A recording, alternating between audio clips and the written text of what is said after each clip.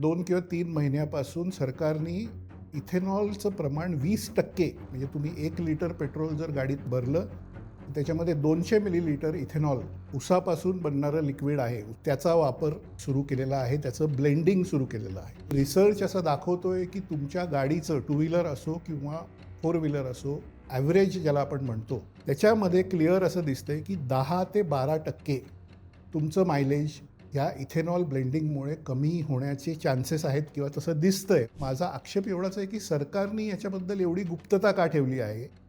सरकारने अधिकृतपणे जाहीर का केलेलं नाही, की आम्ही 20% इथेनॉल पेट्रोलमध्ये घालत आहोत. इथेनॉलचे सगळे फायदेच आहेत. पर्यावरण शुद्ध राहणार आहे, फॉरेन एक्सचेंज वाचणार आहे, रिन्युएबल आहे, सगळं छान आहे, असं नाही. हे जेव्हा फायदे असतात, त्याच्यावेळी दुसऱ्या बाजूला तोटे असतात. खरंच ईव्ही हे भारतीय कॉन्टेक्स्टमध्ये फ्युचर आहे का ऑटोमोबाईलचं?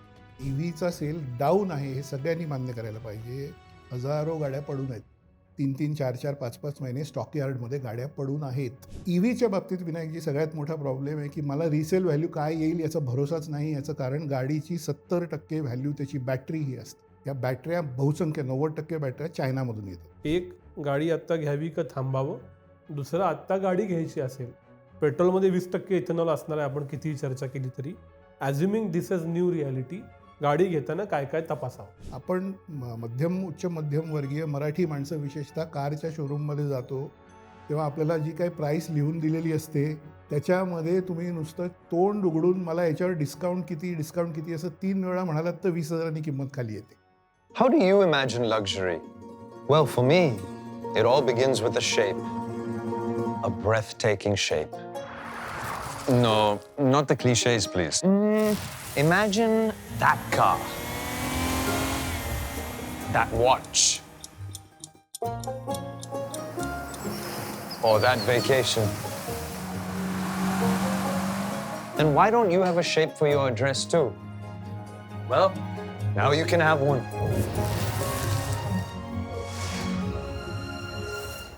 Amanora Gateway Towers 2 at Pune.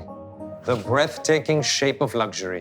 नमस्कार, मी विनायक पाचलक आणि थिंक बँकच्या बिहाइंड द सीन्समध्ये तुम्हा सगळ्यांचं पुन्हा एकदा स्वागत. आज एक वेगळा पण सगळ्यांच्या जगण्याशी संबंधित असणारा विषय. गेले महिनाभर सोशल मीडियावर, अल्टरनेट मीडियावर, यूट्यूबवर, इंस्टाग्रामवर एकच चर्चा चालू आहे की पेट्रोलमध्ये इथेनॉल नक्की किती आहे, त्यांना आमच्या गाड्यांचं काय होतंय, त्यामुळं आपली गाडी, तिचं मायलेज आणि त्याभोवतीचे असणारे प्रश्न हे म्हणले तर खूप साधे पण प्रत्येकाच्या जीवाभावाचे आहेत. याच्याशी रिलेटेड धोरणं काय आहेत, ह्यानं लॉंग टर्म काय फरक पडणार आहे, हे अगदी इकॉनॉमीपर्यंत जातं, पब्लिक पॉलिसीपर्यंत जातं. त्यामुळं हा विषय आज चर्चेला घ्यायचा आहे.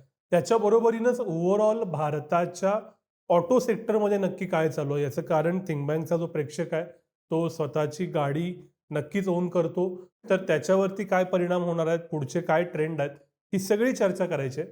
त्यासाठी पुन्हा एकदा माझ्याबरोबर आहेत ज्येष्ठ पत्रकार, संपादक आणि विशेषतः ट्रान्सपोर्ट क्षेत्रातले एक्सपर्ट रोहित चंदावरकर सर. तर स्वागत आहे थिंक बँकवरती पुन्हा एकदा. धन्यवाद. विमानावरचा सरांबरोबरची जो एपिसोड झाला तो तुम्ही सगळ्यांनी खूप बघितलात. त्यातल्या अवघड गोष्टी सोपी करून सांगण्याची हातोटी जी सरांची आहे त्याच्याबद्दलची चर्चा झाली. आजही तसंच काहीतरी करायचं आहे, नॉन पॉलिटिकल अर्थात. सर, पहिला प्रश्न हाच. टप्प्याटप्प्यानं गेल्या महिन्याभरात आधी ट्विटरवरती काही जणांनी, यूट्यूबवरती काही जणांनी चर्चा चालू केली. ती इतकी वाढली की मग स्वतः काही नेत्यांना त्याच्याबद्दल रिॲक्शन द्यावी लागली. खरंच पेट्रोलमध्ये इथेनॉलचं प्रमाण वाढलंय का? आणि त्यानं तुम्ही, मी जी गाडी चालवतो, दुचाकी असो व चारचाकी, त्याचं आयुष्य कमी होतंय का? मायलेज कमी होतंय का? ग्राहक म्हणून मला त्रास होतोय का? विनायकजी, पहिली गोष्ट म्हणजे तुम्ही हा एक अगदी वेगळा, चांगला, सगळ्यांना स्पर्श करणारा आणि देशात सध्या अत्यंत महत्त्वाचा असलेला विषय घेतला, त्याबद्दल धन्यवाद आणि अभिनंदन तुमचं. एक गोष्ट थोडी लायटर वेनमध्ये मी सांगू इच्छितो. प्रेक्षकांना जर असं वाटत असेल की हा पत्रकार माणूस हा कुठल्याही विषयावर येऊन बोलतो आणि हे काय स्पेशलायझेशन काय आहे, तर त्याच्यात मी सांगू इच्छितो की देशाचे नेते, केंद्रीय मंत्री, आमचे मित्र, एका अर्थाने सिनियर मित्र नितीन गडकरी यांच्यात आणि माझ्यात एक गोष्ट कॉमन आहे, ते म्हणजे आमचं 2 विषयांबद्दलचं ज्ञान आणि अभ्यास. पहिला म्हणजे राजकीय ॲनालिसिस, राजकीय अभ्यास, आणि दुसरं म्हणजे ट्रान्सपोर्ट आणि ट्रान्सपोर्ट विषयाबद्दलची आवड बरोबर. आणि पब्लिक ट्रान्सपोर्ट, एव्हिएशन आणि हायवे आणि ऑटो हे सगळं त्यामध्ये येतं. त्यामुळे हे मी बरोबर. पहिल्यांदा सांगू इच्छितो. तर हा विषय आता एकदम पेटल्यासारखा झाला आहे. इट हॅज इग्नायटेड आणि तुमचा आवाका त्या विषयाचा इतका मोठा आहे हे मी या निमित्ताने सांगू इच्छितो की नुसत्या महाराष्ट्राचं तुम्ही बघा. महाराष्ट्रामध्ये आज वाहनांची संख्या, महाराष्ट्राच्या रस्त्यावर धावणाऱ्या वाहनांची संख्या ही 3,80,00,000 आहे. आणि त्याच्यात दररोज वाढ होते कारण दररोज नवीन रजिस्ट्रेशन होतात, नवीन वाहनं रस्त्यावर येतात. हो. याच्यातली साधारण 10 ते 12% वाहनं EV असतील असं तुम्ही जर धरलं, 15% समजू जास्तीत जास्त EV आहेत.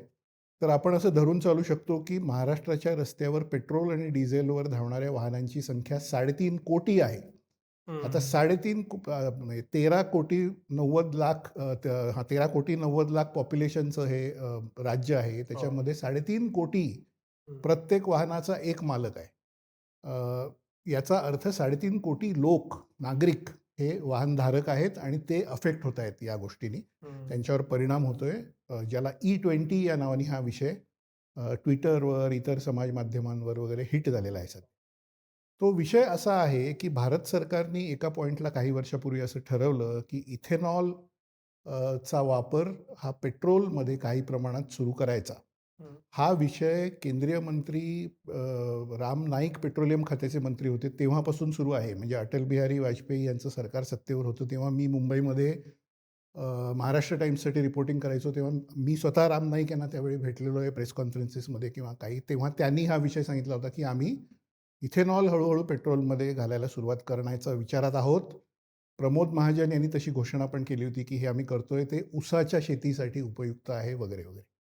म्हणजे ऊस उत्पादकांसाठी त्याला त्या अँगलनी ते बघितलं जात होतं. तेव्हापासून आत्तापर्यंत 20 वर्षात हे आता फायनली झालं आहे. याच्यातली बातमी सगळ्यात मोठी अशी आहे की गेल्या काही महिन्यांपासून 2 महिने किंवा 3 महिन्यांपासून असं धरा, त्याच्याबद्दलचा सगळ्यात मोठा डाऊट हा की कधीपासून सुरू झालं हेच मुळात क्लॅरिटी नाही. त्याच्याकडे आपण नंतर येऊ. पण 2 किंवा 3 महिन्यापासून सरकारने इथेनॉलचं प्रमाण 20% म्हणजे तुम्ही 1 लिटर पेट्रोल जर गाडीत तुमच्या टू व्हीलर किंवा कारमध्ये भरलं तर त्याच्यामध्ये 200 मिलीलिटर इथेनॉल हा जो ऊसापासून बनणारं लिक्विड आहे, ऊसाच्या रसापासून बनणारं लिक्विड आहे, मळीपासून, त्याचा वापर सुरू केलेला आहे. त्याचं ब्लेंडिंग सुरू केलेलं आहे. म्हणजे पेट्रोल हे शुद्ध क्रूड ऑइल म्हणून जे काही अशुद्ध पेट्रोल येतं रिफायनरीमध्ये त्याच्यातून ते शुद्ध होऊन पेट्रोल किंवा डिझेल बनतं. त्याच्यात नंतर एक प्रक्रिया करून 200 मिलीलिटर प्रत्येक लिटर मागे इथेनॉल घातलं जाईल असं सरकारने ठरवलं आणि त्याला E20 असं पॉलिसीमध्ये त्याला E20 असं नाव दिलेलं आहे. सरकारच्या बाजूनी याच्यावर असा खुलासा दिला जातो. आपण नेहमीप्रमाणे पॉझिटिव्ह बाजू पहिल्यांदा बघू. सरकारच्या बाजूने असं सांगितलं जातं, पॉझिटिव्ह भाग असं सांगितलं जातो की हे बायोफ्युएल आहे. याच्यामुळे 2 गोष्टी होणार आहेत. आपल्या देशाचं परकीय चलन वाचणार आहे कारण आपण जे पेट्रोल आयात करतो, पेट्रोलियम पदार्थ आयात करतो त्याच्यामध्ये सरळ 20% आपल्याला पुढच्या काळामध्ये कपात करता येईल. फॉरेन एक्सचेंज वाचेल. दुसरा भाग असा की हे बायोफ्युएल असल्यामुळे त्याचं पोल्युशन कमी आहे. त्याच्यामुळे हवेमध्ये जे काही कार्बन डायऑक्साईड वगैरे तयार होतो त्याचं प्रमाण कमी होईल या फ्युएलच्या वापरामुळे. आणि तिसरं आपल्याला सगळ्यांना माहिती आहे, प्रेक्षकांना माहिती आहे की पेट्रोलियम इज फॉसिल फ्युएल. खनिज पदार्थ आहे. पृथ्वीवर पेट्रोलियमचे साठे किती आहेत त्याला एक मर्यादा आहे. भविष्यकाळात 50 वर्षांनी, 100 वर्षांनी कधीतरी ते साठे संपणार आहेत. बायोफ्युएलच्या बाबतीत असं आहे, इथेनॉलच्या बाबतीत असं आहे की हे फ्युएल रिन्युएबल आहे. ऊसाची लागवड तुम्ही दरवर्षी करता, त्याच्यातून दरवर्षी तुम्हाला मळी बनवता येते आणि दरवर्षी तुम्हाला नवीन इथेनॉल बनवता येतं. त्याला काही अंत नाही, त्यामुळे ते रिन्युएबल आहे. तर अशा 3 कारणांसाठी देशासाठी ही चांगलं आहे असं सरकारचं म्हणणं आहे.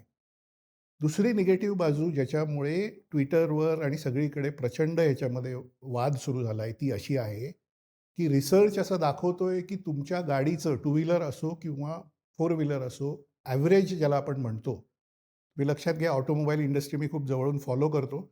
त्याच्यामध्ये एक कोडवर्ड आहे कितना देती है.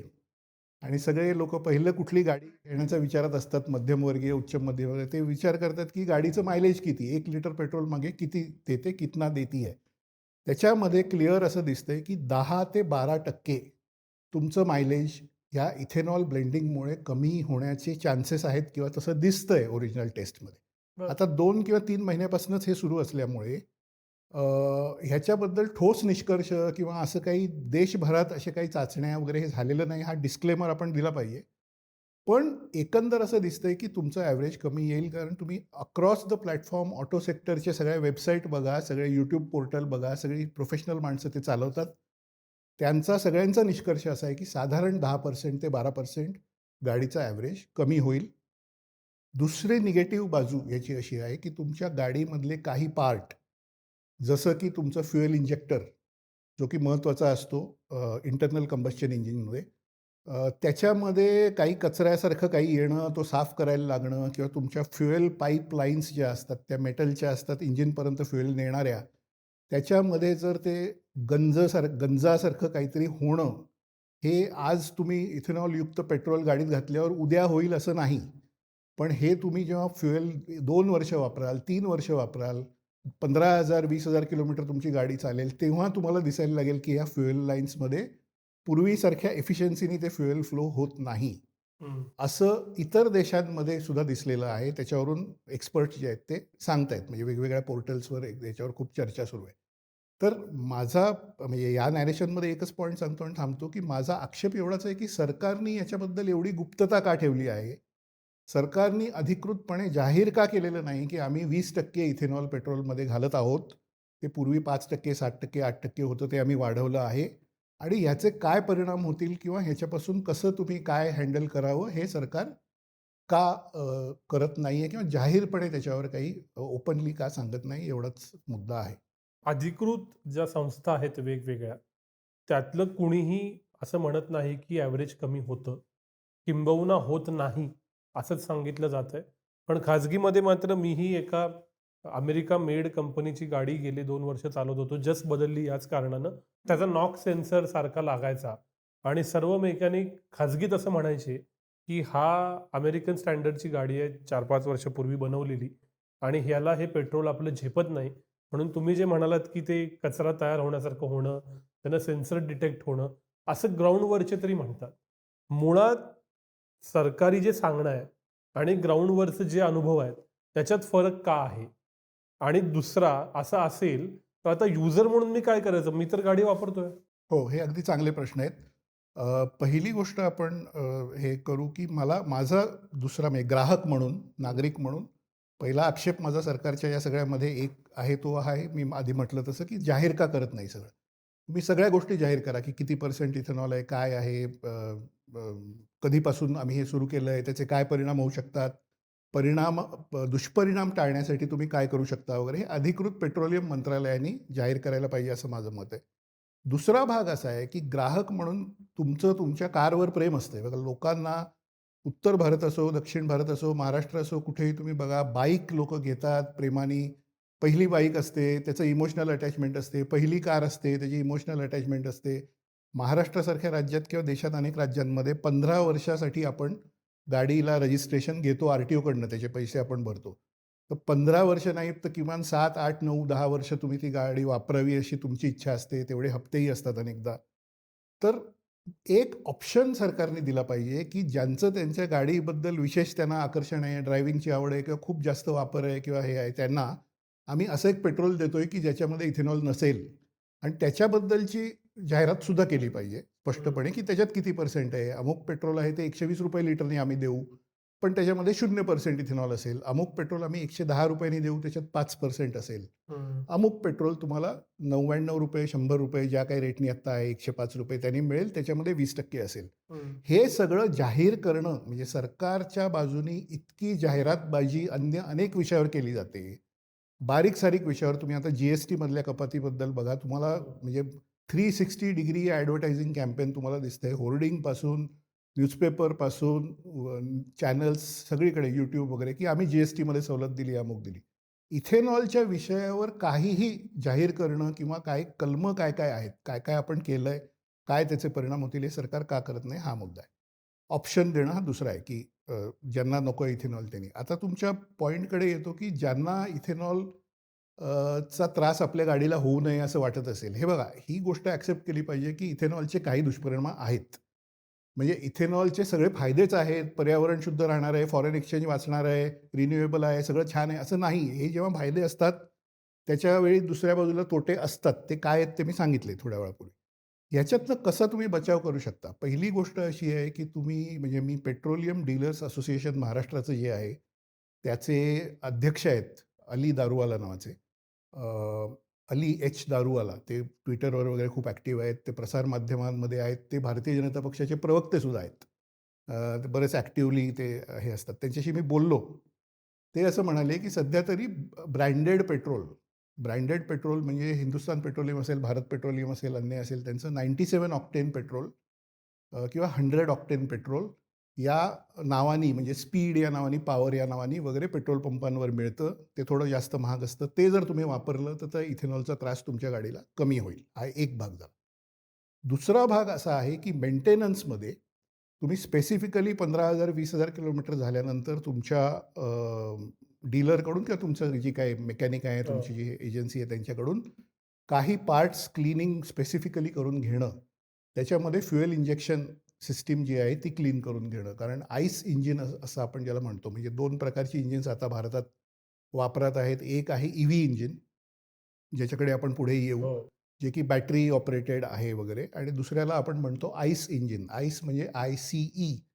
तर आईस का म्हणतो आपण त्याला? तर internal combustion engine. Internal combustion इंजिनसाठी, जे की 100-150 वर्षापासून जगात सगळीकडे सुरू आहे, त्याच्यासाठी 3 फ्युएल्स भारतात वापरली जातात. पहिलं पेट्रोल, दुसरं डिझेल आणि तिसरं CNG. या 3 फ्युएल्ससाठी आईस इंजिन जे आहे त्याच्यामध्ये फ्युएल इंजेक्शन सिस्टीम असते. त्याच्यात अतिशय बारीक नॉब्स म्हणजे बारीक होल्स असलेली फ्युएल इंजेक्शन सिस्टीम असते, जी तुमचं कंबशन पेटवून गाडी म्हणजे त्याचं इंजिनची पॉवर ही तुम्ही त्यातनं काढत असता आणि ती रोटेट करून चाकं तुमची चालतात, हे असतं. तर ती फ्युएल इंजेक्शन सिस्टीम खराब न होऊ देणं, त्याच्यासाठी काळजी घेणं हा एक दुसरा भाग आहे. तिसरा भाग असा, की गाडीचा वापर रेग्युलरली करणं. कारण तुम्ही बऱ्याच लोकांना सवय असते, विशेषतः लहान गावांमध्ये, की 5-7 दिवस गाडी ठेवून दिलेली आहे, इतर काही कामं सुरू आहेत आणि गाडीला रनिंग नाही फारसं. अशा वेळी गाडीमधला इथेनॉलचा लेयर आणि पेट्रोलचा लेयर हा थोडा सेपरेट होतो टँकमध्ये. बरं. आणि त्याच्यामध्ये टँकमध्ये सुद्धा जर मेटल टँकचं इंटरनल हे मेटलचं असतं, बाहेरनं जरी प्लॅस्टिक कोटिंग असलं तरी, त्याच्यामध्ये रस्टिंग असा भाग बऱ्याच ठिकाणी दिसलेला आहे. तर तो अव्हॉइड करण्यासाठी तुम्ही गाडी रनिंगमध्ये ठेवणं, म्हणजे दर 2 दिवसातनं 3 दिवसातनं एकदा तरी ती गाडी चालवणं, असा एक भाग करणं, हा एक पार्ट आहे. आणि तिसरा पार्ट फ्युएल एफिशियन्सी चांगली मिळवण्यासाठी बाकीचे जे नेहमीचे उपाय असतात. म्हणजे गाडी एका कॉन्स्टंट स्पीडला जास्त चालवणं, त्याचं एकदम ॲक्सिलरेशन किंवा एकदम ब्रेकिंग असं अव्हॉइड करणं, गाडीचं टायर प्रेशर हे व्यवस्थित ठेवणं वगैरे, वगैरे. हे नेहमीचे सगळ्या ऑटो एक्सपर्ट्सना माहीत असलेले प्रकार आहेत.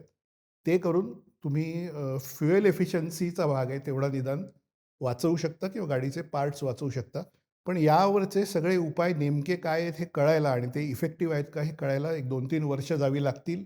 आत्ता तरी आपल्याला रस्त्यावर कुठली गाडी एकदम बंद पडते वगैरे असं दिसत नाही. पण तुम्ही मेन्शन केलं त्याप्रमाणे काही जणांना जुन्या गाड्या ज्यांच्याकडे आहेत त्यांना हा अनुभव येतोय, की गाडीला काही ना काही प्रॉब्लेम E20मुळे, हा जो E20 नामक नवीन प्रॉब्लेम आला आहे, ज्याला आपण इथेनॉल ब्लेंडिंग इन पेट्रोल या गोष्टीला आपण E20 असं शॉर्ट म्हणतो. E20 has caused some problems in old vehicles. त्याच्यात काही वाद नाही. सर, मी पश्चिम महाराष्ट्रातनं येतो, त्यामुळं ऊस ऊस शेतकरी टिकवायचा, समृद्ध करायचा असेल तर इथेनॉल हवं. ते इथेनॉलचा वापरही हवा असं मलाही वाटतं. त्या भागातनं येतो त्याच्यामुळं अधिक वाटतं. पण त्याचे परिणाम ग्राहक म्हणून मीच जर का भोगत असेन, तर अशा डिलेमात मी तेव्हाही आहे, आजही आहे. मला तुम्हाला असं विचारायचं आहे, की भारतामध्ये 18% on an average ethanol blending आहे असं मानतात, असे बातम्या आलेल्या आहेत. ब्राझीलमध्ये खूप जास्त आहे म्हणतात. फ्लेक्स इंजिन नावाचा प्रकार आलाय, की जो 100% इथेनॉलवर गाडी चालवेल. त्यानं तर आपलं परकीय चलन वाचेल, डिपेंडन्सी वाचेल, जिओपॉलिटिक्समध्ये आपण सेफ होऊ, कारण आपल्याकडेच ऊस खूप पिकतो. खरंच इथेनॉलवरती बेस्ड गाड्या हेच फ्युचर आहे का? फ्लेक्स इंजिन काय आहे? आणि मग आपण भविष्यात गाड्या घेताना असाच विचार करायचा का? Very good question. आता बघा, आपल्या देशात गेल्या 5, 7, 8, 10 वर्षापासून अनेक पॉलिसीज ज्या आल्या, त्याच्याबद्दल राजकीय प्लॅटफॉर्मवर बोलताना अनेकदा मी ही गोष्ट म्हटलेली आहे की सरकारचं इंटेन्शन चांगलं आहे. हे क्लिअर आहे. सरकारला या देशामध्ये काहीतरी चांगल्या गोष्टी करायच्या आहेत म्हणून लाँग टर्ममध्ये अमुक करायचं आहे म्हणून त्या पॉलिसी येत आहेत. हे ओव्हरऑल सत्य आहे. पण प्रॉब्लेम असा आहे की प्रत्येक गोष्टीत इम्प्लिमेंटेशन कशा पद्धतीने होतं त्याच्यामध्ये गोंधळ सगळा होतो आणि घाई होते फार. आणि त्याच्यामुळे डॅमेज खूप होतो आहे. त्याची शॉर्ट टर्ममध्ये खूप वाईट इम्पॅक्ट होतोय. हे एक व्यापक चित्र मी तुम्हाला देतोय. हे नोटबंदीच्या वेळी सुद्धा आपण बघितलं. ते जी-एस-टीच्या वेळी सुद्धा बघितलं. आता तुम्ही बघा जी-एस-टीच्या रेटमध्ये किती वेळा गेल्या काही वर्षात खाली वर बदल असं. कारण घाईमध्ये या गोष्टी करणं. जी-एस-टी आणणं हे धोरण चांगलं आहे का? चांगलं आहे देशासाठी. जी-एस-टीचं इम्प्लिमेंटेशन चांगलं होतं का? नव्हतं. तसं ते आहे. इथेनॉल आणणे आणि इथेनॉलचा वापर वाढवणे हे पॉलिसी म्हणून चांगलं आहे का? आपल्या देशासाठी विशेषतः ती पॉलिसी योग्य आहे का? तर ती योग्य आहे असं आपण म्हणू. त्याच्यामध्ये काही आपल्याला टीका करायचं कारण नाही. पण ते एकतर ज्या गतीने आपण आणतोय, ज्या वेगाने आणतोय, तशी गरज आत्ता आहे का? तर तेवढी नाही आहे असं मला वाटतं. दुसरं म्हणजे त्याच्याबद्दल पारदर्शकता असणं, की आपण हे आणतोय, न आणतोय, काय करतोय, कुठल्या-कुठल्या टप्प्याला किती वाढवतोय याच्याबद्दल इंडस्ट्रीला, ग्राहकांना ऑटोमोबाईल इंडस्ट्री हे आता इंडस्ट्री नसून विनायकजी तो आता सेक्टर आहे. म्हणजे आपण हो. त्याला सेक्टर म्हटलं पाहिजे. जसं फार्मास्युटिकल सेक्टर आहे, आय-टी सेक्टर आहे, तसं ऑटोमोबाईल इज अ सेक्टर. कारण या देशामध्ये तुम्हाला मी सांगतो की दर महिन्याला साधारण 3.5 लाख कार्स ची निर्मिती होते. तुम्ही साधारण धरा म्हणजे मी कमर्शियल व्हेइकल्सचं बघतच नाही आहे. आपण हो. ग्राहकांच्या दृष्टीने Consumer म्हणतोय म्हणून vehicles. आपण कंझ्युमर व्हेइकल म्हणजे पॅसेंजर व्हेइकल असं त्याला टेक्निकल भाषेत हो. म्हटलं जातं. तर एवढ्या प्रमाणात इतकं मोठा विस्तार असलेली ही इंडस्ट्री आहे. त्याच्यावर हजारो म्हणजे लाखो माणसं एम्प्लॉईड आहेत, कोटीमध्ये असतील. आणि एवढं सगळं आहे तर त्याच्यात पारदर्शकता पाहिजे. Coming to your point about Brazil. ब्राझीलमध्ये इथेनॉल ब्लेंडिंग 45% पर्यंत गेलेलं आहे. हम्म. आणि भारत सरकारच्या कुठल्या मंत्र्यांना किंवा आता एस्टॅब्लिशमेंटचा जे भाग आहे त्यांना जर तुम्ही विचारलं, तर ते म्हणतील ब्राझीलकडे बघा. 45% करतायत. आम्ही तर 20% पर्यंतच नेलंय. तुम्ही तक्रार का करता? पण ब्राझीलनी इथेनॉल ब्लेंडिंग प्रोग्रॅम हा 40 वर्ष चालवलेला आहे गेली. आणि 40 त्याच्या वर्ष. 40 वर्ष. बरं. 1980 पासून 85च्या सुमाराला ॲक्च्युअल गाड्या इथेनॉलवर धावायला लागल्या. 80 पासून त्याचं प्लॅनिंग त्यांनी सुरू केलं. त्याचं कारण तो सुद्धा ऊस उत्पादक, खूप मोठ्या प्रमाणावर ऊस उत्पादक देश आहे. त्यांना हे कळलं की बायोफ्युएल हे आहे. फोर्ड नावाची अमेरिकेतली जी ऑटोमोबाईल मॅन्युफॅक्चरिंग कंपनी आहे, त्यांनी इथेनॉल फ्रेंडली कार्स पहिल्यांदा ब्राझीलमध्ये लॉन्च केल्या.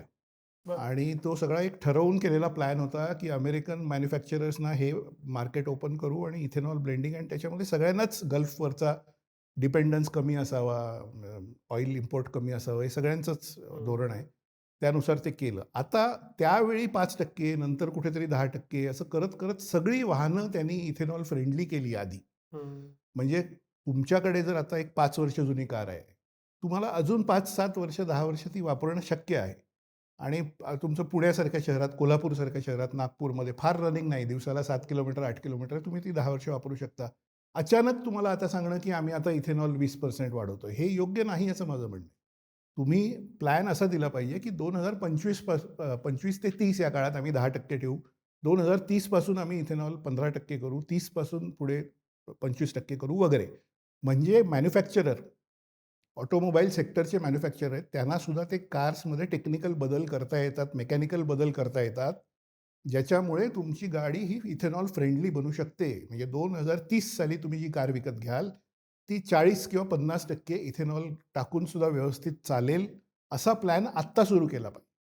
त्याच्याऐवजी आपला प्रॉब्लेम असा झाला आहे, हे स्पष्ट बोललं पाहिजे कारण त्याच्यावर सोशल माध्यमांमध्ये प्रचंड चर्चा आहे, की हे सगळं फार घाईमध्ये होतं आहे. एवढाच त्याच्यात आक्षेप आहे.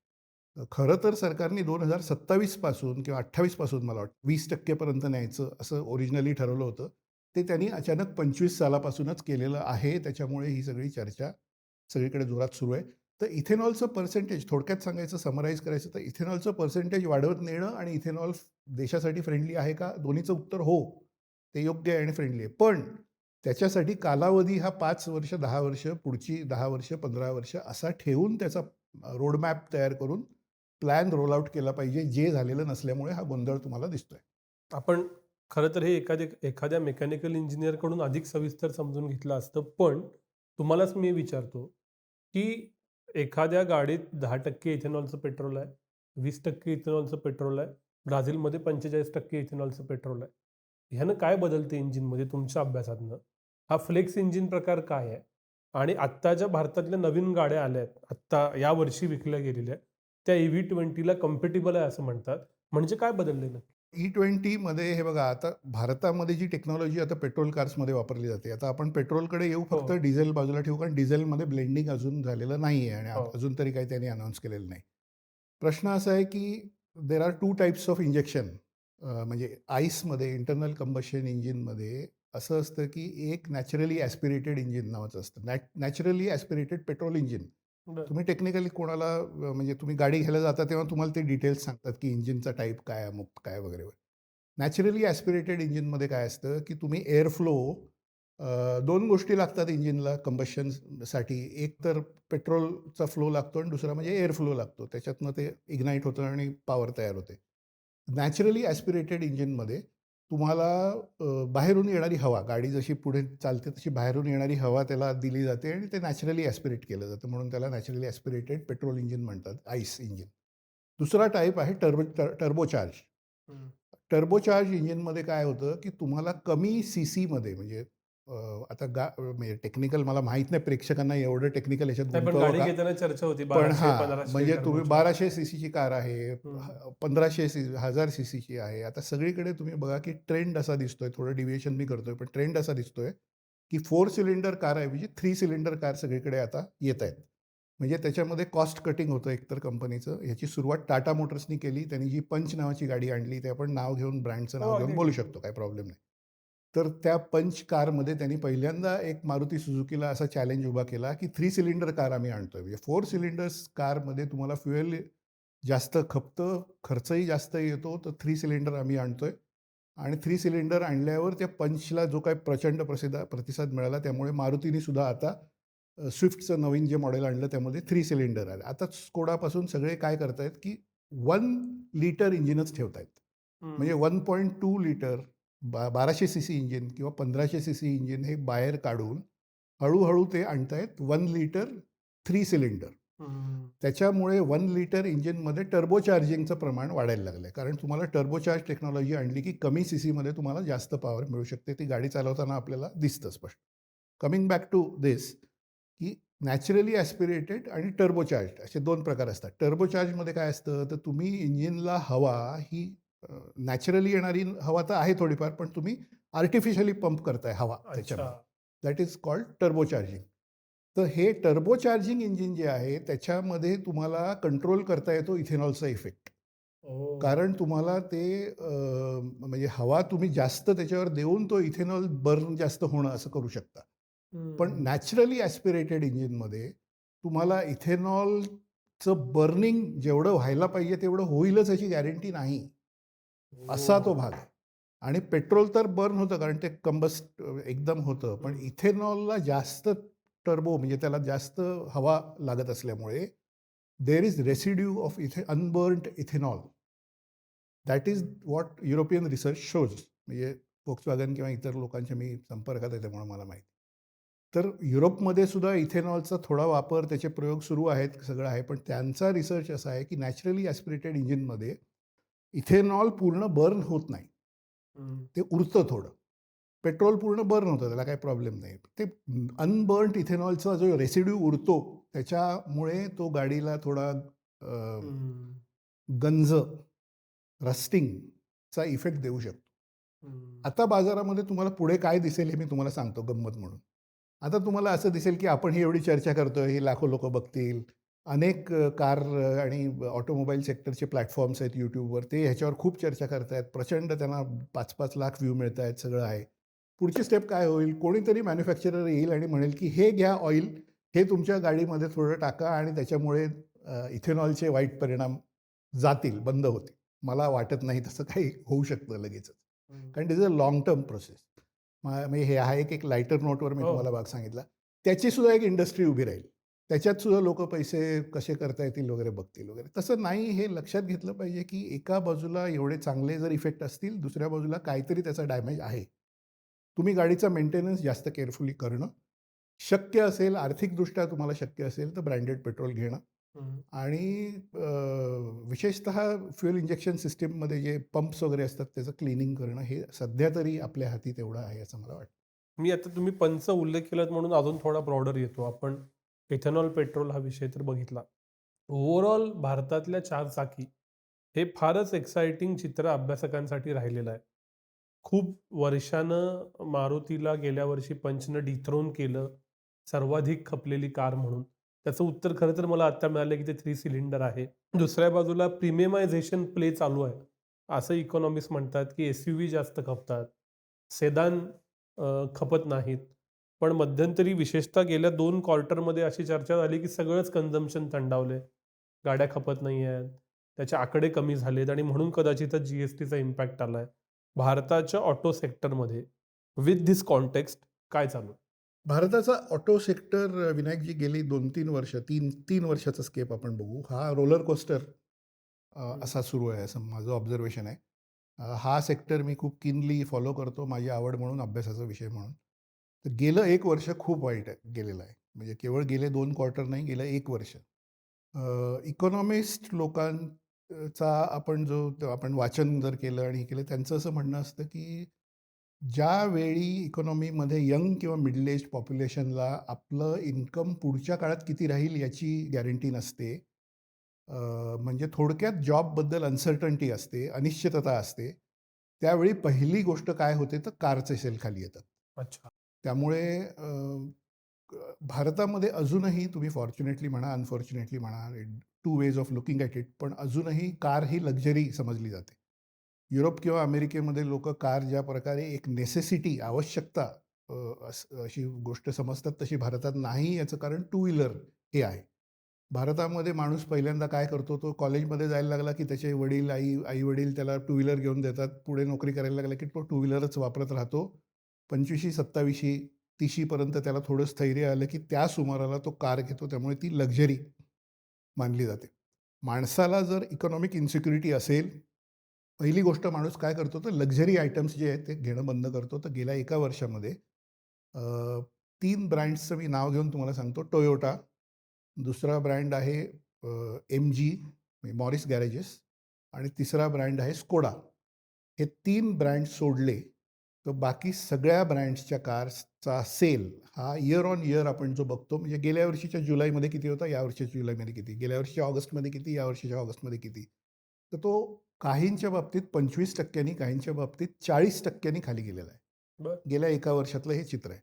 भारत सरकारचं याच्याकडे फार जवळून लक्ष असल्यामुळे तुम्हाला जी-एस-टीमध्ये बदल दिसला. म्हणजे जी-एस-टीमध्ये ज्या आयटम्सना 28 वरनं 18 वर आणण्यात आलं पर्सेंटेज, त्याच्यामध्ये मुख्य एक गोष्ट कार्स हा आहे.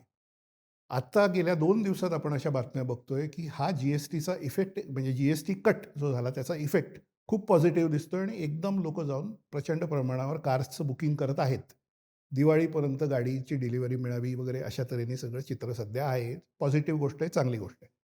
पॉइंट असा आहे की कार चे सेल कमी होण्यामागे कदाचित दुसरं कारण असं आहे की लोकांच्या मनात एक अनसर्टन्टी अशी आहे की EVचं काय होणार आहे, पेट्रोलचं काय होणार आहे, पेट्रोलचे भाव, EV घ्यावी का हे घ्यावं, थोडं थांबावं, EVवर डिस्काउंट कदाचित अधिक येणार आहेत. दुसरा मोठा इफेक्ट चायनीज इन्फ्लुएन्स हा आहे. चायनाने फार मोठ्या प्रमाणावर भारतीय मार्केटमध्ये आपल्या गाड्या, विशेषतः EV कार्स ह्या अगदी कमी रेटमध्ये आणायला सुरुवात केली आहे आणि जो माणूस, लक्षात घ्या, जो माणूस कार घेणारा आहे तो हुशार आहे, शिकलेला आहे. तो सगळं वाचत असतो, वृत्तपत्र वाचत असतो. तो हे वाचत असतो की पुढच्या वर्षीच अमुक चायनीज गाड्या येणार आहेत, त्याच्या किमती कमी असणार आहेत वगैरे. तर तो थोडा थांबला आहे. तो ग्राहक थोडा थांबला आहे की आपण थांबू, पुढच्या वर्षी बघू काय होतं, आत्ताची जुनी गाडी आहे ती वापरू किंवा टू व्हीलर वापरू वगैरे. अशा सगळ्याचे कंबाईंड इफेक्ट होऊन गेल्या 1 वर्षात कार सेल्स डाऊन आहेत. ओव्हरऑल इकॉनॉमीचं ते चित्र आहे. पण मला असं वाटतं की आता ते पिकअप होतील. सरकारने मात्र E20 आज आपला मुख्य विषय, त्याच्याबद्दलची क्लॅरिटी किंवा ऑप्शन्स, निदान शुद्ध पेट्रोल, म्हणजे सही दिशा स्पष्ट नीती याच्याबरोबर शुद्ध पेट्रोल हेही जर लोकांना एक ऑप्शन म्हणून अवेलेबल ठेवलं तर अधिक मार्केट वाढेल असं मला वाटतं. 10 वर्ष काही भारतीय निदान ज्याची वाट बघत होती ती टेस्ला गेल्या महिन्यात भारतात आली. BYD बिल्ड युअर ड्रीम त्यांच्या चायनीज गाड्या वेगानं आत्ता रस्त्यावर दिसायला लागल्यात, विशेषतः ईव्हीच्या. महिंद्रासारख्या कंपनीनं प्रीमियम लुकिंग ईव्ही गेल्या 4 महिन्यात काढल्या. खरंच ईव्ही हे भारतीय कॉन्टेक्स्टमध्ये फ्युचर आहे का ऑटोमोबाईलचं? ह्या प्रश्नाचं उत्तर फार कठीण आहे. अ, याचं कारण ट्रेंड तुम्ही जो सेलचा बघताय, तो असा आहे की विशिष्ट समाजातला वर्ग जो आहे, उच्च वर्ग, उच्च उत्पन्न गट आपण समजू किंवा ज्यांचं अगदी म्हणजे आपण असं धरू की 36 लाखापेक्षा जास्त उत्पन्न वर्षाला असलेला वर्ग, 3 लाख रुपये महिन्यापेक्षा जास्त असलेला वर्ग जो आहे, त्याच्याकडून एक्सपेन्सिव्ह ईव्हीज म्हणजे तुम्हाला महिंद्राची जी काय त्याचं नाव B6 हो, सारखी गाडी आहे किंवा टेस्ला तर सोडून द्या, ते फारच वेगळं ब्रॅकेट आहे. पण अन्य गाड्या म्हणजे जसं की टाटाची कर्व्ह ईव्ही हो. किंवा महिंद्राची B6 म्हणजे नेक्सॉन ती ईव्ही एक जाते. आपण असं धरू किमतीच्या बाबतीत आपण बोलू म्हणजे मग ते जास्त सोपं हो. होतं लोकांना लक्षात यायला. 25 लाख रुपयाची गाडी ईव्ही याच्याकडे लोकं वळतायत असं दिसतंय आणि लोकं घेतायत ती. कोण घेतायत? तर ज्यांचं उत्पन्न महिन्याला 4 लाख, 5 लाख वगैरे आहे, बिझनेसमध्ये आहेत, अमुक आहेत, तमुक आहेत, असे लोक घेतायत. त्या गाड्या खपत आहेत. पण आपल्यासारखा एक मध्यम किंवा उच्च मध्यम असं म्हणू शहरी वर्ग आहे, तो अजून ईव्हीकडे त्या प्रमाणात वळत नाही. आणि ईव्हीचा सेल बूस्ट करण्यासाठी म्हणजे ईव्हीचा सेल डाऊन आहे हे सगळ्यांनी मान्य करायला पाहिजे. माझे सगळे मित्र जे ऑटोमोबाईल सेक्टरमध्ये आहेत किंवा त्याच्याबद्दल अभ्यास वगैरे करतात ते म्हणतात गाड्या पडून आहेत. हजारो गाड्या पडून आहेत. आणि ते बॅटरी डिटॅच करून ठेवलेल्या आहेत. कारण ते बॅटरीला अटॅच केले की ते ड्रेन त्याचा होतो वगैरे. 3-3, 4-4, 5-5 महिने स्टॉक यार्डमध्ये गाड्या पडून आहेत. याच्याबद्दल या लोकांनी जाऊन गव्हर्नमेंटकडे तुम्ही काहीतरी ह्याच्यावर करा वगैरे असं अनेकदा शिष्टमंडळं नेऊन चर्चा केल्यानंतर महाराष्ट्र सरकारने बघा तुम्ही की मुंबई-पुणे एक्सप्रेसवेवर ईव्हीना टोल नाही. अटल सेतूवर ईव्हीना टोल नाही. तुमची गाडी जर बॅटरी ऑपरेटेड हिरव्या नंबर प्लेटची असेल, हो. तुम्हाला टोल नाही, असं महाराष्ट्र सरकारने जाहीर केलं. देशात अनेक ठिकाणी कन्सेशन सुरू झाली. हं. याचं मुख्य कारण सरकारला सुद्धा कळलंय की ईव्ही लोकं घेत नाहीत. जे लोकं 25 लाखाच्या ईव्ही घेत आहेत, ते एकतर स्टेटमेंट म्हणून घेत आहेत. त्यांच्याकडे खूप पैसा आहे. ते दाखवतायत की माझी मोठी गाडी ईव्ही मी घेतली वगैरे. तो एक स्टाईल स्टेटमेंट आहे. दुसरं म्हणजे त्यांच्याकडे एक पेट्रोलची गाडी आहे. हं. त्यांच्याकडे एक होंडा सिटी किंवा एक अन्य कुठली टोयोटा गाडी आहे, जी पेट्रोलवर चालते. त्यांना हे फक्त एक वेगळं शौक म्हणून ते घेत आहेत, असं आहे. तर आता कारण काय आहे याच्याकडे आपण येऊ. पहिली गोष्ट अशी आहे, की बॅटरी लाईफ आणि बॅटरी कशी ऑपरेट होते आणि चार्जिंग स्टेशन्स. बॅटरी लाईफ म्हणजे मला असं म्हणायचं आहे, की तुम्ही एकदा चार्ज केल्यानंतर जी रेंज अँक्झायटी असा शब्द हो. ऑटोमोबाईल इंडस्ट्रीमध्ये खूप वापरला जातो. की मी इथून मुंबईला जाऊन परत येऊ इच्छितो. दुपारी माझ्या 2 मीटिंग्ज आहेत आणि माझी गाडी फुल चार्ज मी आता केली 100%. पुण्याहून मी कोथरूडहून निघालो आहे. मी साधारणपणे पनवेलला पोहोचेपर्यंत जर ती 60% वर खाली आली, मग 50% वर खाली आली, मग मला नवी मुंबईमध्ये ट्रॅफिक लागला. ट्रॅफिकमध्ये मी अगदी स्लो चाललो आहे आणि ती जर 35% पर्यंत आली मी नरिमन पॉईंटला पोहोचताना, तर नरिमन पॉईंटला चार्जिंग स्टेशन शोधत मी कुठे फिरू? बरं, चार्जिंग स्टेशन मला जर मिळालं, तर तिकडे रांग असेल का नसेल? जर असली, तर एका गाडीच्या चार्जिंगला 2 तास जात असतील, तर मी काय करू? जर चार्जिंग होऊ शकलं नाही, तर ती गाडी घेऊन परत संध्याकाळी मी पुण्याला कसं येऊ? मग मी मुंबईत राहू का? एक तुम्हाला एक केस स्टडी म्हणून सांगतोय. म्हणजे हा विचार खुद्द मी केला आणि पेट्रोलचीच परत गाडी घेतली. कारण मला तसं जावं लागतं मुंबईला मधून-मधून. असे देशभरातल्या ग्राहकांना प्रश्न आहेत. हा हा झाला रेंज अँक्झायटीचा भाग. दुसरा भाग असा आहे, की मॅन्युफॅक्चरर सांगतायत, की गाडीवर आम्ही गॅरंटी देतोय, वॉरंटी देतोय 7 वर्षाची किंवा अमुक देतोय वगैरे. जर 7 वर्षाची वॉरंटी असेल लक्षात घ्या, तर ते त्यांचं म्हणणं आहे, की आम्ही समजा छोट्या ईव्ही ज्या आहेत त्याच्यावर 3 वर्षाची किंवा 4 वर्षाची वॉरंटी. त्याचं उदाहरण घेऊ. अगदी 25 लाखाच्या कार आहेत त्याचं MG हेक्टर किंवा या आहेत त्याचे 7 वर्षाची वॉरंटी. जर 4 वर्षाची वॉरंटी असेल आणि मी गाडी वापरली 3 वर्ष आणि त्याच्यानंतर मला गाडी विकायची आहे. तर रिसेल व्हॅल्यू हा ऑटोमोबाईल सेक्टरमध्ये फार मोठा विषय आहे. मी कधी आतापर्यंत आता माझी म्हणजे आता माझं वय बरंच असल्यामुळे माझी 6वी गाडी आहे आता मी जी वापरतोय ती. पहिली मारुती 800 पासून आता ह्या 6व्या गाडीपर्यंत मी आलोय. तर प्रत्येक वेळी नवी गाडी घेताना एक तर ऑटो लोन किंवा दुसरं म्हणजे जुन्या गाडीचे येणारे अमुक लाख हा भरोसा असतो आपल्याला. हो. तो मुख्य भारतीय ग्राहकाचा डोक्यातला विषय आहे, की जुन्या गाडीचे किती येत आहेत. हो. त्यामुळेच तुम्हाला सगळे ऑटोमोबाईल कंपन्या ह्या एक्सचेंज बोनस, एक्सचेंजमध्ये अमुक देऊ, इतकं देऊ वगैरे असं सांगतात. ईव्हीच्या बाबतीत विनायकजी सगळ्यात मोठा प्रॉब्लेम आहे की मला रिसेल व्हॅल्यू काय येईल याचा भरोसाच नाही. याचं कारण गाडीची 70% व्हॅल्यू त्याची बॅटरी ही असते.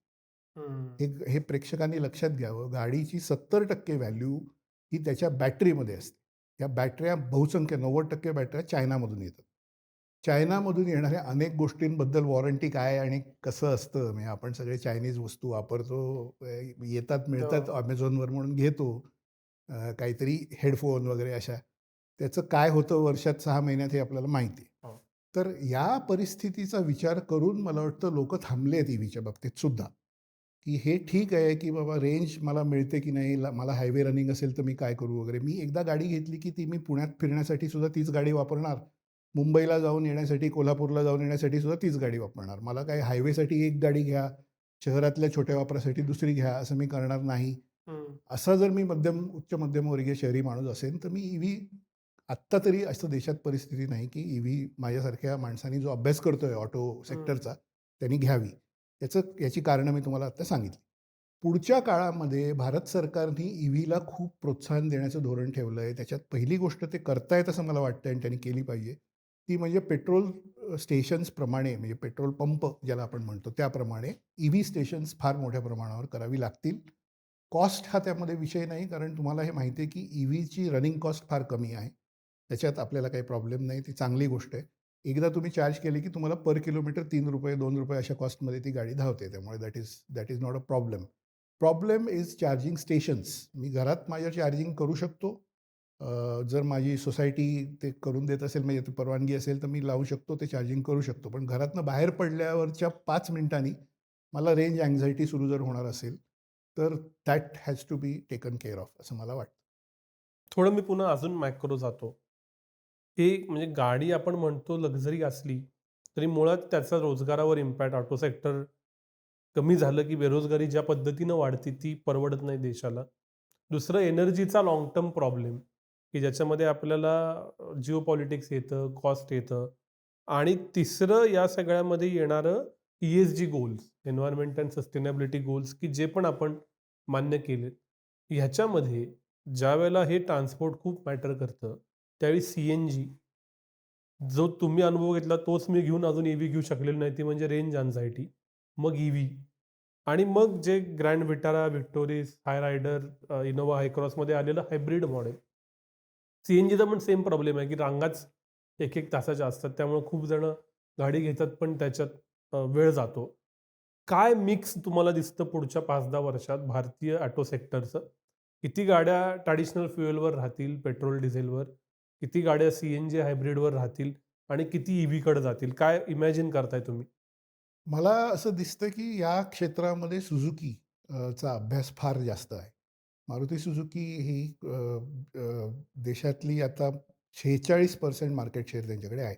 गेली अनेक वर्ष ते 70%, 60%, 55% मार्केट शेअर असलेला खेळाडू राहिलेले आहेत आणि त्यांचा रिसर्च प्रचंड मोठ्या प्रमाणावर आहे. त्यांच्याकडे तुम्ही बघा, त्यांनी 2025 आत्तामध्ये आपण बसलोय, 2025 3 महिन्यात 4 महिन्यात संपणार आहे. अजून मारुतीची एकही ईव्ही नाही. मारुती सुझुकी या देशातल्या सगळ्यात मोठ्या कार मॅन्युफॅक्चररनी कालपर्यंत ईव्हीमध्ये प्रवेश केला नव्हता. याचं कारण काय? की त्यांचा रिसर्च सॉलिड आहे. त्यामुळे त्यांना ते माहीत होतं. आता ते ईव्हीमध्ये उतरत आहेत. ते ईव्हीत उतरले, टाटा मोटर्स ईव्हीमध्ये उतरले, महिंद्रा ईव्हीमध्ये उतरले. महिंद्राचं कोलॅबोरेशन अनेक परदेशी याच्याशी हो. आहे. त्यांचा सप्लाय तिथून येतो वगैरे. प्रश्न आणि पॉइंट्स याच्यात 2-3 आहेत. पहिलं म्हणजे इम्पोर्टवरचा डिपेंडन्स हा जो एक राजकीय धोरण म्हणून भाग आपण समजतो ना, हं. त्याच्यात बऱ्याच लोकांना असं वाटतं, की गल्फ देशांमधून, सौदी अरेबियामधून किंवा कतार, इराक, इराण आणि काय ह्याच्यातनं जे ऑइल येतंय, हा आपला डिपेंडन्स आहे. तर ईव्ही म्हणजे तो डिपेंडन्स नाही. हे अत्यंत चुकीचं आहे. कारण 2 गोष्टी.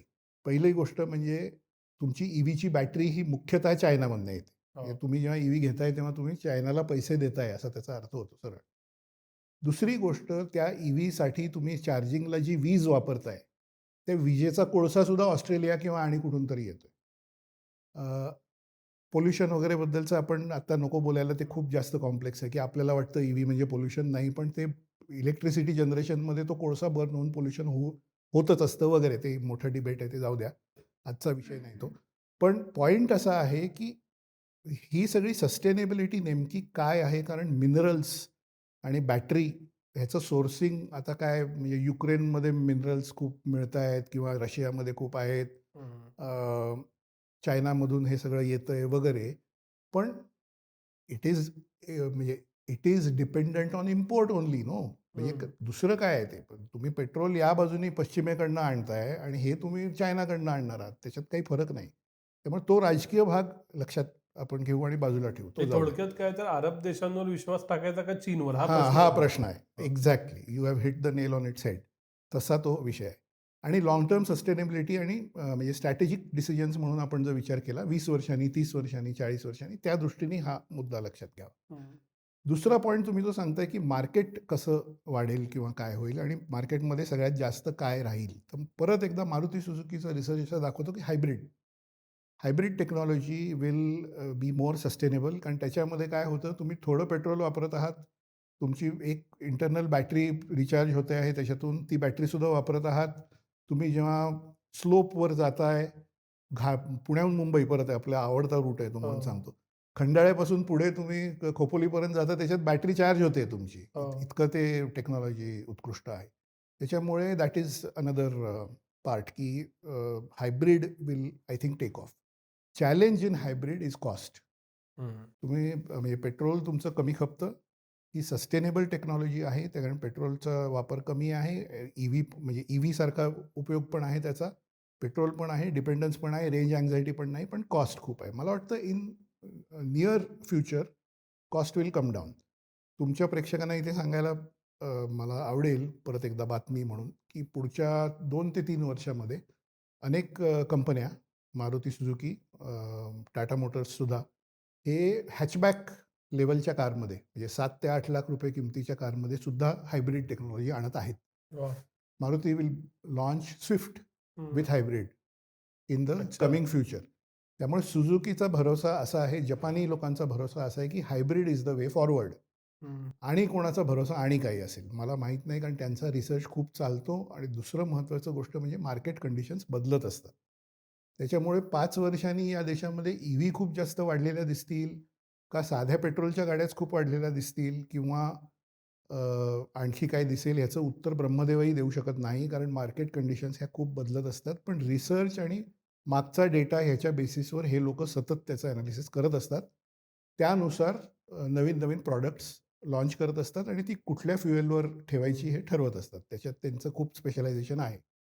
माझ्या दृष्टीने तरी आता good bet for people like us, तुम्ही, मी, आपले प्रेक्षक असं आपण समजून चालू, महाराष्ट्रातले प्रेक्षक यांच्यासाठी hybrid is a good way in the middle.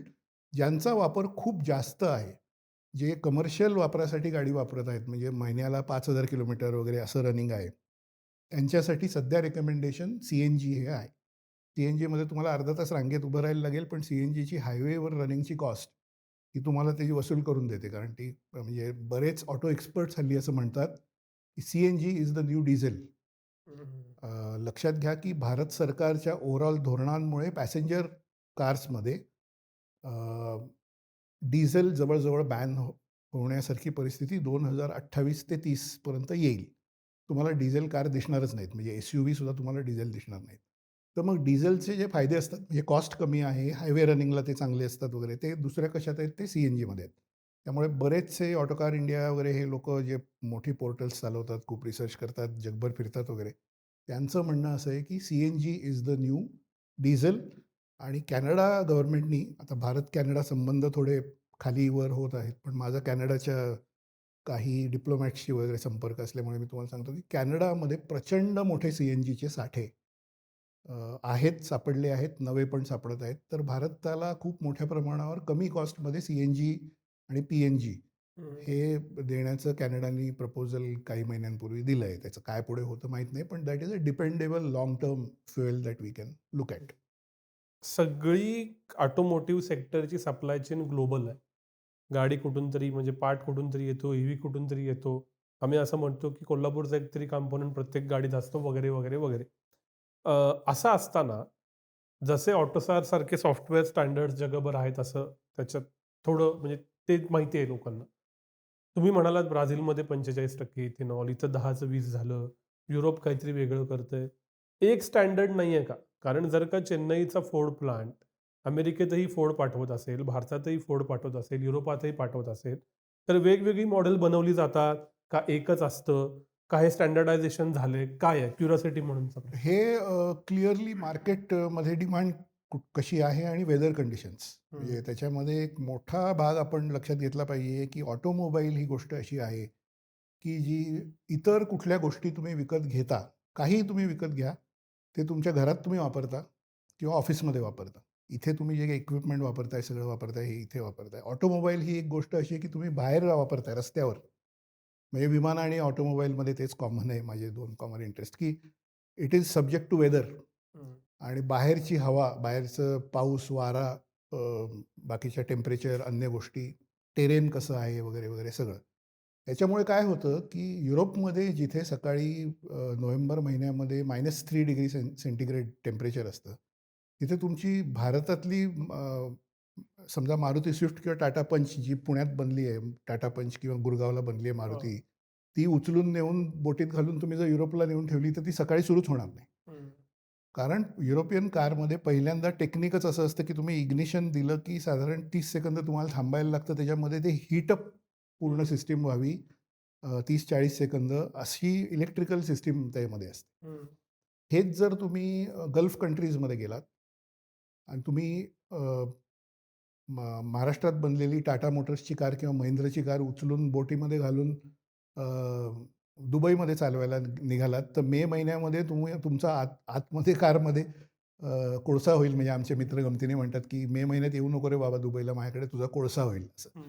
तर ते म्हणजे टेम्परेचर इज 47 डिग्रीज. त्या 47 डिग्रीजमध्ये भारतात बनलेली गाडी कशी सर्व्हाइव्ह होणार? त्यांना ते वेगळं टेक्नॉलॉजी सगळी लागते. त्यामुळे ज्या गाड्या एक्सपोर्ट होतात, फोर्ड ज्या गाड्या भारतात बनवतं आणि एक्सपोर्ट करतं, त्याच्या इंजिन्समध्ये ते वेगळं काय-काय असतं, ते कंट्री स्पेसिफिक असतं. वेदर इज वन फॅक्टर, जो मी तुम्हाला एक्सप्लेन करून सांगितला, की त्याच्यामध्ये काय असायला पाहिजे, because it's a outdoor device. It is not like a indoor thing that you use. Second, cultural preferences लोकांचे जे असतात. म्हणजे तुम्ही बघा पंजाबसारख्या ठिकाणी लोकांना जो काही शौक असतो गाडी किंवा बाईक किंवा या गोष्टीचा, तुम्ही पंजाबमध्ये गेला, मी गेलो आहे 2दा-3दा. वेगळंच काहीतरी म्हणजे ते गाडीवर इतकं डेकोरेशन, इतकं काय-काय, त्याचे रंग काय वेगळेच असतात, काय-काय असतं वगैरे, वगैरे. ते मार्केटच वेगळं आहे. तिथे जर तुम्ही पांढरी सेडान घेऊन गेलात, तर ती 6 महिने खपणार नाही, शोरूममध्ये राहील. त्याला ते काय ते झगझगीत रंग आणि हे ते वगैरे असं असतं. हेच तुम्ही साऊथ इंडियामध्ये गेलात, तर एक वेगळं मार्केट आहे, जिथे सोबर खूप रंग, सिल्व्हर, व्हाईट अशा गाड्या जास्त खपतात वगैरे, वगैरे. तर कल्चर स्पेसिफिक आणि कस्टमर स्पेसिफिक रिक्वायरमेंट असं आपण त्याला म्हणू. या एका देशातच तुम्हाला एवढ्या वेगवेगळ्या दिसतायत, तर त्या वेगवेगळ्या देशांमध्ये किती असतील? म्हणजे जपानमध्ये जे खपतं ते काही जर्मनीमध्ये खपत नाही. Volkswagen ही जगातली युरोपमधली सगळ्यात मोठी कार मॅन्युफॅक्चरर कंपनी आहे. टोयोटा ही जगातली सगळ्यात कार मॅन्युफॅक्चरिंग मोठी कंपनी आहे कार मॅन्युफॅक्चरिंगमधली. पण टोयोटाच्या गाड्या ह्या काही जर्मनीमध्ये तेवढ्या खपत नाहीत आणि Volkswagenच्या गाड्या ह्या जपानमध्ये खपत नाहीत. तेच कारण आहे, म्हणजे it's a culture specific thing. तर अशी कारणं आहेत, त्याच्यामुळे एक स्टँडर्डायझेशन इंटरनॅशनल लेव्हलला तुम्हाला करता येणार नाही. म्हणजे ते वर्क होणार नाही, असं मला वाटतं. शेवटचा प्रश्न. जी-एस-टी कट झालाय. त्यामुळे जे लोकं वाट बघत होते, असे आपले बहुतांश व्ह्यूअर गाडी घ्यायच्या विचारात आहेत. त्यांनी काय करावं? एक, गाडी आत्ता घ्यावी का थांबावं? दुसरं, आत्ता गाडी घ्यायची असेल, पेट्रोलमध्ये 20% इथेनॉल असणार आहे, आपण कितीही चर्चा केली तरी. ॲझ्युमिंग धिस इज न्यू रिॲलिटी, गाडी घेताना काय-काय तपासावं? पहिली गोष्ट आनंदाची थोडी आपण म्हणू त्याची परीक्षा अजून व्हायची आहे. म्हणजे हे क्लेम काही दिले जात आहेत आणि सांगितलं जातं आहे, पण ते प्रत्यक्षात खरं आहे का हे कळायला 2 वर्ष, 3 वर्ष लागतील. 15,000 20,000 किलोमीटर रनिंग झाल्यावरती आपल्याला कळेल. हे प्रेक्षकांना मी सांगू इच्छितो ते असं, की भारतातले कार मॅन्युफॅक्चरर जे आहेत, बहुसंख्य त्यातले असं सांगतायत, की एप्रिल 2024 नंतर मॅन्युफॅक्चर झालेल्या ज्या गाड्या आहेत, म्हणजे साधारण आता वर्षभरापेक्षा जास्त काळ झाला, त्या सगळ्या इथेनॉल फ्रेंडली कार्स आहेत, असं त्यांचं म्हणणं आहे. म्हणजे तुम्ही गाडीचा पेट्रोल टँक असतं, त्याचं जर झाकण असतं ते उघडलं, त्याच्यामध्ये कुठल्या टाईपचं फ्युएल एक स्टिकर लावलेला असतो, की या टाईपचं फ्युएल त्याच्यामध्ये चालेल. निदान मी अलीकडे घेतलेल्या कारमध्ये तसा एक स्टिकर आहे गाडीचं मॅन्युअल आहे त्याच्यातही ते लिहिलेलं आहे की ethanol friendly E20 friendly car आहे. म्हणजे त्यांनी त्यात काय बदल केले आहेत का वगैरे टेक्निकल मी अजून बघितलेलं नाही, त्याचा अभ्यास पुढे करू. पण त्यांचं म्हणणं असं आहे की 20% पर्यंत इथेनॉलला ही गाडी व्यवस्थित चालेल आणि सर्व्हिसिंगची जबाबदारी आम्ही घेऊ. आम्ही तुम्हाला 1,00,000 किलोमीटरची वॉरंटी याच्यावर देत आहोत. असं जर मॅन्युफॅक्चरर म्हणत असतील तर थोडंसं प्रेक्षकांनी निर्धास्त व्हावं असा एक सिग्नल आपण त्यांना देऊ शकतो. म्हणजे घाबरून जाण्याचं कारण नाही. आणि आता म्हणजे तुमचा जो प्रश्न आहे तो, की आता गाडी घ्यायला हरकत नाही. गाडी घ्यावी. दिवाळीच्या सीझनमध्ये किंवा डिसेंबरमध्ये प्रोव्हायडेड तुमची रिक्वायरमेंट आहे तशी. तुमचा वापर होणार आहे तेवढा आणि तुमच्या जुन्या कारला तुम्हाला चांगली प्राईस एक एक्सचेंजमध्ये मिळते आहे. एक गोष्ट लक्षात घेतली पाहिजे, की नवीन कार म्हणजे कार विकत घेणं, विकणं वगैरे ह्याच्यामध्ये अनुभव असलेले खूप लोकं असतात. त्याच्या वेबसाईट्स, त्याचे YouTube हँडल्स म्हणजे शोज वगैरे सगळं सुरू असतं. त्याच्यावर माहिती मिळतेच. पण एक गोष्ट मी सांगतो, की नव्या कारवरचा GST कमी झाल्यामुळे त्याची किंमत जर कमी झाली असेल, तर त्याच दिवशी जुन्या कारसाठी मिळणारी एक्सचेंज प्राईस ही सुद्धा कमी झालेली आहे. हे लक्षात घ्या. जुन्या कारसाठी तुम्हाला जर ₹2,00,000 मिळणार होते, त्याच्याऐवजी आता 1,50,000 किंवा 1,35,000 मिळतील. कारण तुम्हाला डीलर लगेच सांगणार, की मला GST हे कन्सेशन मिळाल्यामुळे नव्याच्या किंमती कमी झाल्यात, तर मी जुनी तुमची विकणार आहे त्यालाही मला कमी किंमत मिळेल. हा एक भाग आहे. दुसरं एक टिप मी तुम्हाला देऊ इच्छितो तुमच्या प्रेक्षकांना, महत्त्वाची टिप लक्षात घ्या, की थोडंसं हॅगलिंग करा. आपण मध्यम, उच्च मध्यमवर्गीय मराठी माणसं विशेषतः कारच्या शोरूममध्ये जातो, तेव्हा आपल्याला जी काही प्राईस लिहून दिलेली असते, तो एक चार्ट देतात, की ह्या व्हेरियंटला ही प्राईस आहे, त्या व्हेरियंटला ती प्राईस आहे. त्याच्यामध्ये तुम्ही नुसतं तोंड उघडून मला याच्यावर डिस्काउंट किती असं 3 वेळा म्हणालात तर 20,000 नी किंमत खाली येते. हा सगळ्यांचा अनुभव आहे, सगळे ऑटो एक्सपर्ट सांगतात. आपण रस्त्यावर भाजी घेताना, बाकीच्या सगळ्या गोष्टी घेताना ज्या प्रकारे घासाघीस करतो, थोडंसं हॅगलिंग ज्याला इंग्लिशमध्ये म्हणतात ते करतो, ते आपण मोठ्या मॉलमध्ये, मोठ्या शोरूममध्ये गेल्यानंतर करत नाही. याचा फायदा डीलर नेहमी घेत असतात. ते एक प्राईस त्यांनी जी छापलेली असते ते ब्रह्मवाक्य नाही. त्याच्यावर तुम्ही तोंड उघडलं तर 20,000 ती प्राईस खाली येते. तिसरी गोष्ट कंपॅरिझन करा. तुम्हाला रस्त्यावर एक गाडी दिसते आहे, ती तुमची आवडती गाडी आहे तर तुम्हाला तीच आवडत राहते. दुसरीही बघा. म्हणजे थोडक्यात तुम्हाला जर टाटा मोटर्सची गाडी सध्या कुठलीतरी मनात आहे, की आपण ही घ्यावी आणि ती तुम्हाला आवडते, तर तुमची सायकॉलॉजी अशी असते, की रस्त्यावर तुम्हाला तीच गाडी दिसत असते नेहमी. तुम्हाला दुसऱ्या दिसत नाहीत. मारुती अ, आणि कोण महिंद्रा, स्कोडा सगळीकडे जाऊन तुम्ही त्या पण गाड्या बघा, ते पण टेस्ट ड्राईव्ह घ्या. कारण गाडी ही माणूस 5, 7, 8 वर्षातनं एकदा घेत असतो.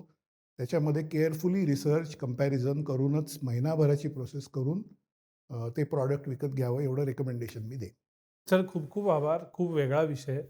सगळ्यांना हवा असणारा पण कदाचित त्याच्यावर फार चर्चा होत नाही. आम्ही खूप वर्ष धारिष्ट नाही दाखवलं. पण या निमित्तानं ऑटोमोटिव्हबद्दल चर्चा करता आली. परत परत वेगळ्या विषयांवर भेटू पण आज इथंच थांबूया. धन्यवाद. धन्यवाद.